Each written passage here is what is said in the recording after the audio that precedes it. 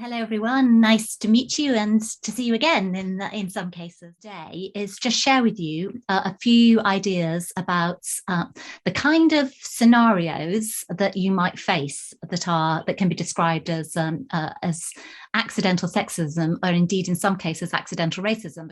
And I thought what we do is actually do a little bit of practicing of calling out and also what to say when you're the one that's been called out. Ways that are some phrases that you can use to start a conversation about calling out in various different ways. Then I'm going to look at what you can say and also what not to say when you are called out. And then the last slide is going to have a bunch of scenarios that you can pick from to have a little bit of practice in your pairs. To say as an ally, so as someone who's intervening on behalf of someone else. And we know that's a great thing to do, because if you are the member of an underrepresented group who is the person who is the victim of some kind of microaggression or microincivility, however you describe it, it's quite difficult for you to be the person that does the calling out, because you can be branded a troublemaker. You don't fit in already, and actually now you're making even more trouble. So actually it's much harder. And also quite often, if you're on the receiving end of these kind of comments, it's quite hard in the moments to think of the right kind of words to intervene. So actually, if we can start to notice these things and intervene on other people's behalf, it's a great thing to do. So some of this language is really for allies, but also it's a bit multi-purpose. It can be used if you are the subject of a microaggression and you want to call it out yourself. So an idea about how to start your challenge, you can say something like, "Can I just stop you there?" Or "I'm uncomfortable with that." So you're just putting a pin in the conversation to let people know that actually you want to come back on something. And then follow it up with a variety of different approaches. We have some suggestions here. So what I understand by what you just said is, so an I statement, it's all about me, it's not about you, it's not accusing anybody, but it's saying this is the impact that what you just said has had on me, and I'd like to start a dialogue about it. Or, "I think we've come to different conclusions about this. Can you please talk me through your thinking?" That's one that can work quite nicely sometimes. Or, "What did you mean by?" and repeat the comment. And if you can repeat it verbatim, that's the best thing to do, because actually we feel validated when our words are repeated back exactly to us. And also it gives us pause to think about the possible other meanings of what we said, or was that really what we meant? Another handy phrase is, "Have you considered that others might interpret that differently?" Or even a more direct, "I don't feel that's appropriate or respectful." Again, it depends on the circumstances. It depends on the language that people are using.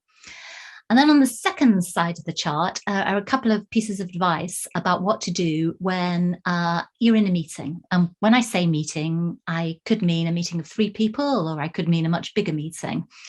And so these are ideas about what to say when someone is interrupted and talked over. As we know from lots of research, happens more to members of minority groups, or when someone has their idea taken. So that moment where you've said something in a meeting, it's all gone quiet, the tumbleweed has gone across, and 5 minutes later, someone else says the exact same thing, and suddenly that point is picked up and taken up by the meeting as a good idea.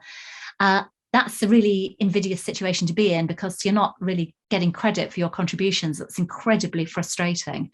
And so actually that is a really good point at which an ally can intervene and actually point out that the idea came originally from someone else. And I have some quite diplomatic ways. So thanks, John. That points build on something Samira was saying earlier. Samira, would you like to say more?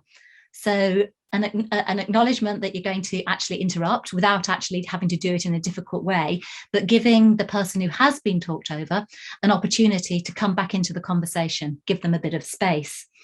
Or more pointedly, and you can do this if you're the more senior person in the meeting, or you're actually just feeling pretty confident about the way you express yourself, it's fine. So you can say, "Thanks, John, for underlining the good point that Samira made earlier." So do it with a bit of sarcasm, a bit of humour in your voice. Or something like, Samira, it sounds like you had more to say. Please carry on. So just a few ideas. There are a lot more in the book that cover various situations, but there are a few handy phrases. And why we like to share these is it's hard to intervene. It's a really hard thing to do. So if you've got a few phrases in your head that you can just trot out in the circumstance when it arises, it's actually much easier to leap in. Right then, so if you're the person that is called out, that's also tricky. And so actually a bit of thought about how you might react if it's you is good, because then you can end up having a conversation that is more actually about solving the problem and is more collaborative, rather than the worst that can happen in these situations, which is people get very defensive and dig themselves. All those things commonly here, don't say them. Do the other stuff. Do the other stuff that shows that you're going to be an empathetic listener to whatever complaint someone has been brave enough to bring to your attention. Slide. There's a few scenarios which we can use to do a bit of practice in pairs on this. So again, these are all things that have been shared with us that commonly happen. And what we have here is, in bold is the person that's going to do the calling out. That's their role. And in red, it's the person who's going to be called out. So I suggest that we kind of disappear off into a breakout room for... The client is only looking at the man, despite his female counterpart being the same level, the same seniority, and clearly the same level of knowledge around whatever they're discussing. I think just first and foremost, this is probably, a very, very common issue. So from my perspective, as someone that's probably been in a similar situation as this scenario, as the man, I think I would start deflecting some of the questions to my colleague. Yeah. So, for you, for example, thank you, for Sebastian, for your comment. I'm just going to pass that over. 100%. I think that's where teamwork can come into play, isn't it? Because that's the whole idea of the whole male allies thing, I think, because like you said, you're seeing everybody as equal, and actually just because someone's got misogynistic views, kind of actually it's almost being the bigger person in that scenario, I'd say. Yeah, definitely. And I think it would be quite easy to not want to make the client feel awkward and just accept the questions that have been given to you. But actually, it's really easy to just turn to your colleague and just say, oh, do you want to take this one? Or, oh, Sarah, I think you know a bit more about that than I do. And just kind of deflect it over.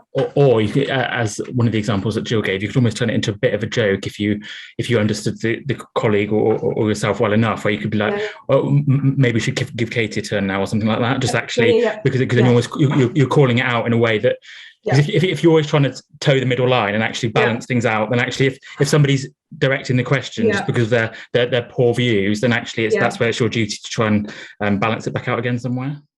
I absolutely have dealt with that and deal with this on a regular basis, and I try to do it by allowing the person who is interrupted to finish what they're saying, and then make a point of going back to the person who has been interrupted and saying, I think X hadn't finished what they were saying, and I'd like to hear what, let them finish. The new training agency and was taken to a very high profile client, and the client was a man who was the head of HR in a government body, and the person that I was learning from through this particular agency was a woman, and this man continuously asked me questions. His revolving chair was facing me, not facing her, and every single answer I gave, I said, well, you better defer this question to, and we were all on chairs, and I would say, please, I've deferred to you because you're my senior on this, and then I'd go back, and I think it took 5 or 6 times she answered, and eventually he turned his chair towards her. So it just took a lot of nudges. But I think that, as Derek was saying, I think that the fear in all of these is to avoid either antagonism or humiliation. So that's the critical thing. So Jill, here to mention, but we actually felt that sometimes non-verbal communication is just as important. And one of the things that we talked about was if the client continued to face the gentleman and ignore the lady, and that we would actually move our body language in some way to actually non-verbally actually defer to the subject matter expert in the room, and not hold that stare with the client on a continual basis, but in actual fact actually look towards the person speaking a little bit more, which was a non-verbal way of actually kind of like saying the same thing or reaffirming what we may have already said before that hasn't been picked up on. Just to say thank you very much. I thought that was a good conversation. You made me think about some additional things. So thank you very much.